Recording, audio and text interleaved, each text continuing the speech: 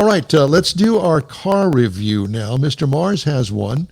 Yes, Mars has a car review. Hope I didn't catch you off guard, Mike. It's the Ford Expedition. I never catch you off guard, do I? I got it, Well, Mike. Not hardly. More than once or twice a day. So I had the chance to drive the 2025 Ford Expedition. Now this is the King Ranch version that we had, and it is the new for 2025. Was redesigned in 2025, and it's actually kicks off the 5th gen of the new Expeditions. So its final assembly location is in Kentucky, USA, which I thought was kind of strange. We don't usually see them in some reason. They're all Mexico or Canada or somewhere. Anyway, so it comes in 7 trim levels. You got the Active, you got the Max Active, which is the longer extended version, the Platinum, the Max Platinum, again, the extended version. The Trimmer is more of an off-roady type vehicle, and then the King Ranch and the Max King Ranch. And we were driving the King Ranch. Now, this is a full-size 3-row vehicle. Seats 7 people. And so for this year, again, it's new for 25, but the most of the changes were on the interior and in the technology. There were a few modest updates on the exterior. It does have LED headlights up front, of course. It's got an active air dam. It's got a signature grille lighting and tail lights that really look cool at night. And the signature grille, it's got some power deploying running boards that work really well. They're pretty quick to kick out. You can open the door and they're generally there by the time you want to step on it. You don't have to wait on them. And I thought that was really good. It has the panoramic view roof. Now this is the roof that opens up all the way back down and lets in lots of sunlight. It rolls on some nice 22-inch bronze aluminum wheels. They've got a bronze look to them because of that King Ranch, and that looks different. And overall, I like it because it's got a nice professional, I guess you'd say classy look to it because of the lines on it. And we had the black, so it was definitely there. Now on the interior, we had the Mesa del Rio leather trim seats. Really nice to sit in, comfortable. Has the 24-inch driver info display. Now this thing is massive. It goes all the way across there. It's got a 13.2-inch center stack touchscreen that kind of ties into it to control all your infotainment and your convenience controls. The second row, we had the heated and power folding tip and slide bucket seats, captain's chairs, whatever the proper term is these days. Really, again, really nice and comfortable to get in and out of. The third row is a 40-20-40 flex folding. Now, this is a power folding seat. I didn't make it that far back, so can't tell you how comfortable they are, but they look pretty good. Now, the technology, again, they did a lot of things on the technology for this vehicle. It's got the BlueCruise. Now then, and it also has the Ford Co-Pilot360 2.0. It's got the wireless charging pad. It's got touch screens. And it had the B&O Unleashed 22 speaker audio system. I tried to figure out what it would be like leashed, but I couldn't find that part. Now, up under the hood, it has a 3.5 liter V6 that provides it with the power. And I will say that it does provide it with plenty of power. It was very responsive for a very large vehicle. And it's not a race car, never intended to be a race car. It does have a 10-speed automatic transmission, and properly equipped, it will tow 9,600 pounds. Now, the EPA says in the city, you're looking at about 15 miles to the gallon, Highway 22 combined 18. I drove the vehicle 220.3 miles the week I had it, and I got 16.8 miles per gallon average over the course of that week. And again, it does respond quite well to the throttle, out on the highway, passing around town. And I also felt like driving it, I was honestly impressed because it manages the road really well. Whether you're out on the highway, you're in town.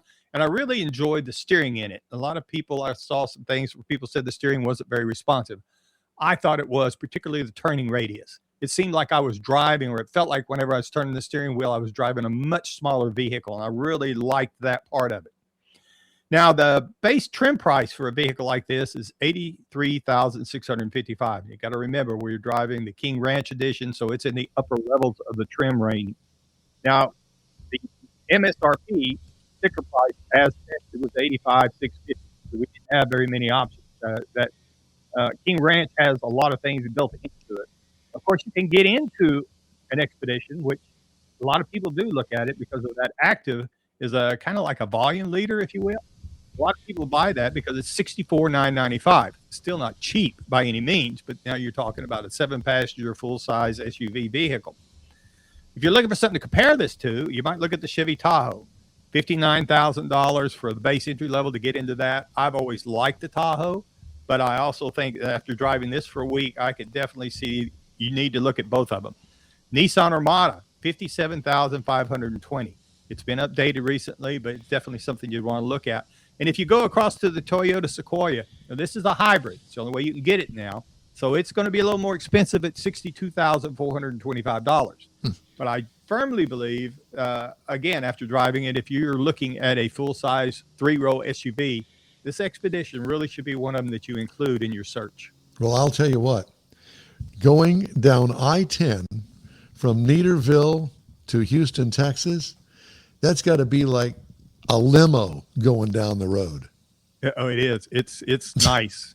But you don't have that big car feel. That's what I was really surprised. Like some of the big 3 rows, you're driving a big monster truck. Yeah. This Aircraft didn't carrier. feel that way. Wow. Well, if you remember way back in the day, basically all they did back in the day, which is a long day ago, they took a truck chassis and kept everything the same underneath and put a body on the entire truck chassis and just left it alone. Yeah. They don't do that anymore. No. It's all custom made for carrying passengers and not loads of gravel in the back of it or something like that. So it really, if you've not driven one in a long time, I would say go check it out. I think you'd be surprised. I was very surprised with it. So I agree. And congratulations, and thank Ken Peabody for giving you some cars. Awesome I like that. stuff. Yeah. Good stuff. All right. I've got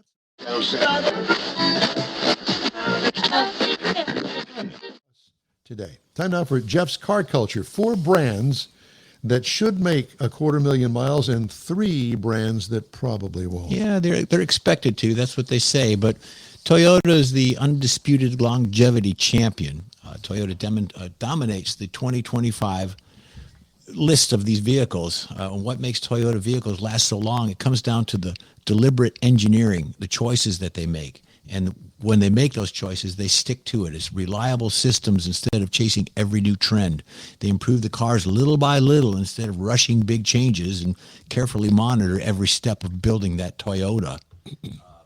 The Toyota Corporation, they receive 9 model awards every year, including the Lexus ES, Lexus IS, Lexus NX, and it goes on through the Toyota Camry, Toyota Tacoma, and the Toyota Tundra.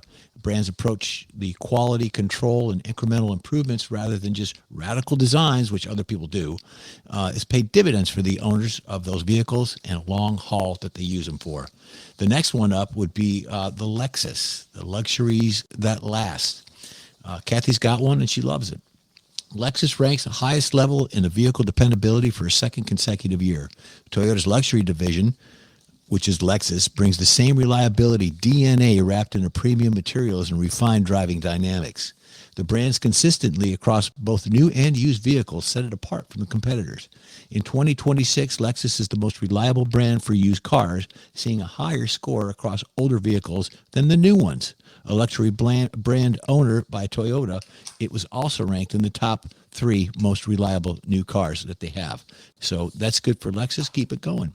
Honda's the next one. Proven durability across the segments for Honda.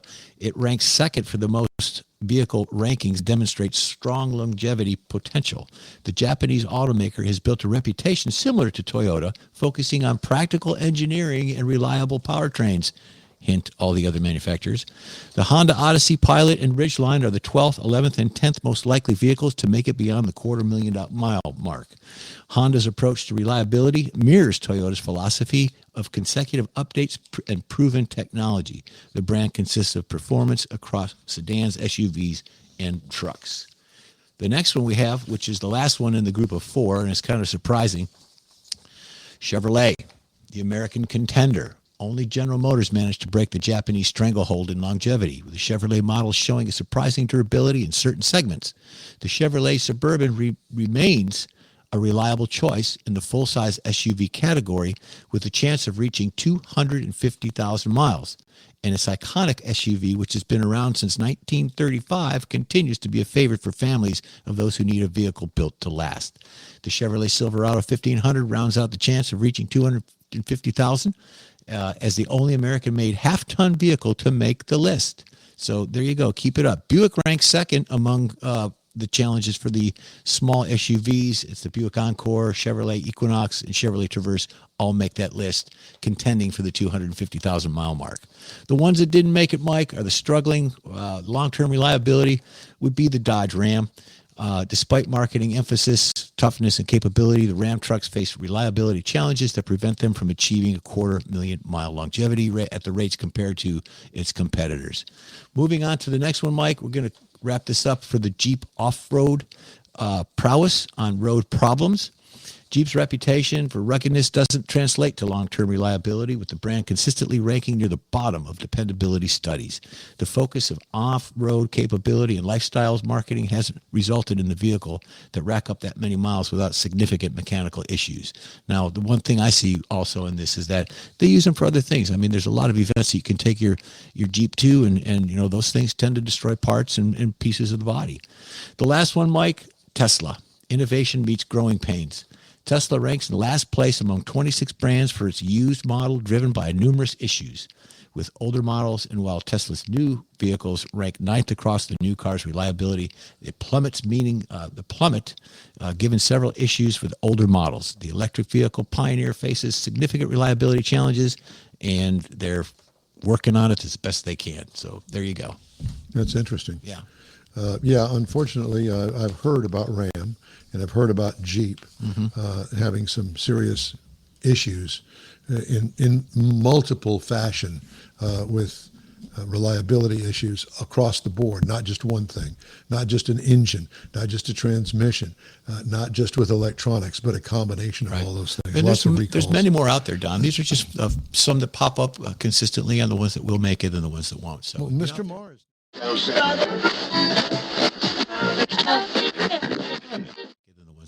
Well, Mr. Mars now has a special for us, and that would be the top 5 Concours events. Is that across the United States, Mike? Yes, sir.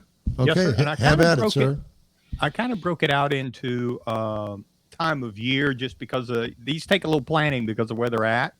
So, for example, in the spring, the Amelia Concours d'Elegance is down in Amelia Island in Florida. Now, this Mike, is this driving destinations? I don't have the right slide up. How about this one? Oh, yeah, I got it. Okay. All right, got it. Great. All right.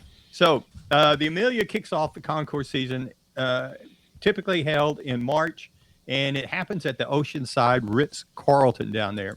Now, this, of course, has got your blue chip collector cars, motorsports legends, auctions, and a lot of seminars, but it's all in that coastal area with the spring weather. So it makes it really nice for open top cruising around and going out on the beach evenings and stuff. It makes it for a real nice event to happen there.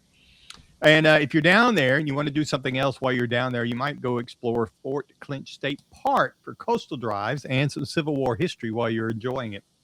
Now, in late spring or early summer, Greenwich Concours d'Elegance, Greenwich, Connecticut. Pooey.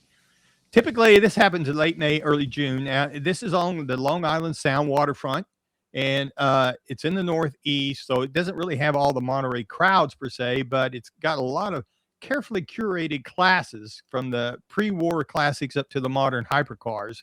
And it's kind of a smaller show, but it makes it easier to see everything if you're down there only for a day, and you can get some VIP luxury receptions if you want to get into those, or some showcases if you really want to go for over-the-top event. And if you're up there in that area and you want something to do while you're there, take a quick train into New York City and go check out Broadway. Now, during the summer, you want to go to the Cincinnati Concours d'Elegance. Now, this is typically in June, so down south it's a little warmer. Nice time to be up maybe a little further north. And this is a Midwest concours that brings in a lot of prestige with a friendly, relaxed atmosphere with over 200 vehicles that compete across their theme classes. Now, the park's got a hilltop pavilion, so it creates a nice view looking down over the whole setting there. And if you really want something to go see with some top-tier cars without having to go to the coast on either side of the country, this is one that's typically in the middle of the world that you can see. There's also the National Museum of United States Air Force if you happen to want to do something else while you're in that area. Now, late summer, This is whenever you can start looking for the Pebble Beach Concours d'Elegance. Now, this is out in Pebble Beach, California, of course. Now, this is considered the crown jewel of the American Concours events. Now, this is held during the Monterey Car Week, and it showcases the rarest and the historically significant cars in the world. Now, they do this on a golf course, and the 18th fairway overlooks the Pacific Ocean, so it really gives a nice surrounding there of elegance as well as seeing the beach and things. So they have auctions, they have unveilings during this thing, and they do a lot of satellite events actually to bring things in now to really round out the full automotive festival week.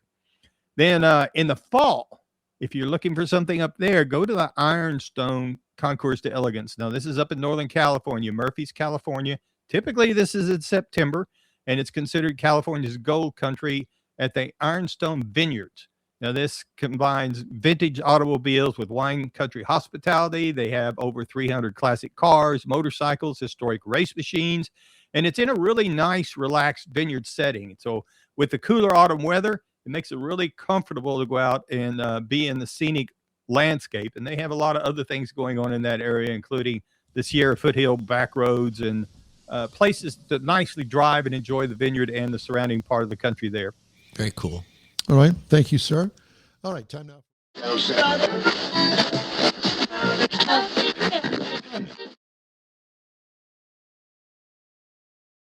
All right. Time now for this hour's car review. Had a chance to drive the 2026 Toyota Corolla Cross, built in Huntsville, Alabama. Comes in 3 trim levels, the S, the SE, and the XSE. The reviewed trim level is the HV, which is a hybrid. XSE, top of the line. Small or subcompact SUV is what it categorizes as.